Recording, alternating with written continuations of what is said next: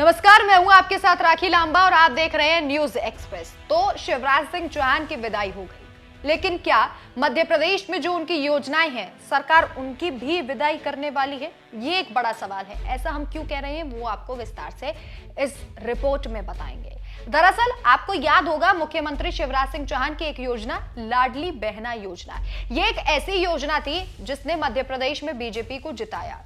ये कहा जा रहा है कि महिलाओं का वोट, मामा शिवराज सिंह चौहान की बहनों का वोट बंपर मात्रा में मिला, जिससे मध्य प्रदेश में एक बार फिर से शिवराज सिंह चौहान का राज हुआ, बीजेपी का राज हुआ। मामा की विदाई पर महिलाएं कितनी फूट फूट कर रोई थी वो भी आप सभी ने देखा। उन तस्वीरों को नजरअंदाज कतई नहीं किया जा सकता, लेकिन शायद बीजेपी ही है जो ऐसी तस्वीरों को नजरअंदाज कर सकती है। देखिए, मामा शिवराज सिंह चौहान की ये योजना जिसमें लाडली बहनों को सम्मानित किया जाता था, उन्हें पैसे दिए जाते थे, ये योजना महिलाओं को बहुत पसंद आई थी और यही कारण था कि महिलाएं खुद को मामा शिवराज सिंह चौहान से जुड़ा हुआ समझती थी। और यही कारण है कि हमेशा शिवराज सिंह चौहान ने खुद को मामा और भाई कहलवाना पसंद किया और उन्होंने अपने एक्स सोशल मीडिया प्लेटफॉर्म पर भी भाई और मामा लिख दिया है। लेकिन मोहन यादव अभी नए सीएम बने, सभी को हैरानी हुई कि मामा शिवराज सिंह चौहान क्यों नहीं। हम आपको यह भी बताएंगे कि मामा शिवराज सिंह चौहान ही क्यों होने चाहिए थे। सबसे पहले आपको एक प्रेस कॉन्फ्रेंस में, जब पहली बार मोहन यादव सीएम बने, उसके बाद पहली बार जब उन्होंने प्रेस कॉन्फ्रेंस की, तो इस दौरान उन्होंने कई बड़े बड़े ऐलान किए। हम उन ऐलानों को सपोर्ट भी करते हैं, फैसले पर सहमति जताते हैं, लेकिन हम असहमत हैं इस बात पर कि एक बार भी मोहन यादव ने लाडली बहना योजना का जिक्र नहीं किया।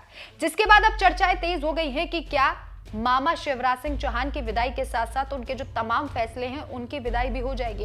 और बीजेपी याद रखे कि ये ऐसे फैसले हैं जिनकी वजह से बीजेपी मध्य प्रदेश में जीती, मामा शिवराज सिंह चौहान की बदौलत, ये कहा जा रहा है। खबरें ऐसी हैं कि इस योजना की वजह से सबसे ज्यादा वोट जो है वो बीजेपी के खाते में आए।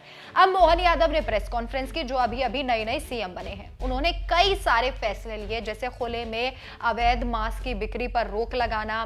इसके साथ साथ ही उन्होंने धार्मिक स्थलों पर जो लाउड स्पीकर हैं सार्वजनिक स्थलों पर, उनको बैन करने का, या फिर अगर वो तेज आवाज में बजते हैं तो प्रतिबंध लगाने का फैसला उन्होंने लिया है, ऐलान कर दिया है। सुप्रीम कोर्ट की गाइडलाइन के मुताबिक ही वहां पर आपको लाउड स्पीकर बजाने होंगे। इस फैसले पर हम सहमत हैं, लेकिन हम असहमत किस पर हैं और हम ही क्यों, मध्य प्रदेश की तमाम महिलाएं बहनें इस बात पर असहमत है कि मोहन यादव जो नए मुख्यमंत्री बने, उन्होंने लाडली बहना योजना को लेकर कुछ नहीं कहा।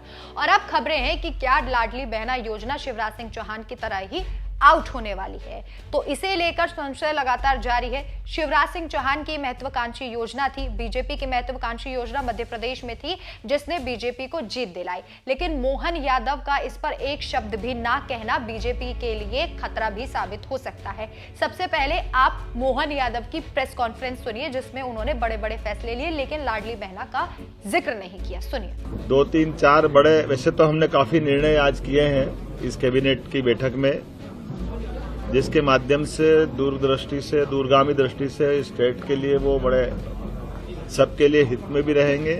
कुछ उल्लास के और अच्छे भी निर्णय हुए हैं, जैसे फूड सेफ्टी नियम लागू होने के बाद खुले में मांस या अंडे की दुकान चलाना, ये भारत सरकार ने भी इसमें दिशा निर्देश जारी किए हुए हैं। इस चीज को कड़ाई से लागू करने के लिए हमने कैबिनेट में इसके संबंध में तैयारी करने के लिए कहा है।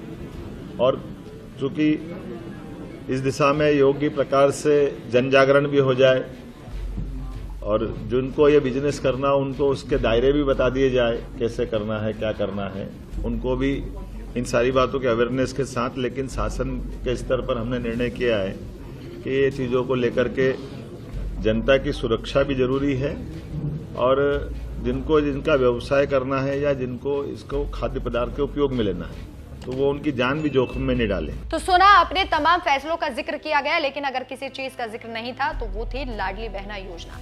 इसके बाद कयास लगाए जा रहे हैं कि क्या ये योजना आउट होने वाली है। मुख्यमंत्री शिवराज सिंह चौहान जिस तरीके से अब वो सीएम नहीं रहे हैं, अब उनके आगे पूर्व मुख्यमंत्री शिवराज सिंह चौहान लग गया है, तो क्या ये योजना भी आउट होने वाली है। लेकिन अगर ये योजना आउट होती है तो बीजेपी के लिए बहुत बड़ी टेंशन 2024 में मध्य प्रदेश को लेकर साबित हो जाएगी और आगामी विधानसभा चुनावों में, जैसा कि लोग कह रहे हैं कि अगर शिवराज सिंह चौहान को सीएम नहीं बनाया है तो अब अगली बार हम बीजेपी को वोट नहीं देंगे। लेकिन आपकी क्या राय है, हमें कमेंट करके जरूर बताएं। नमस्कार।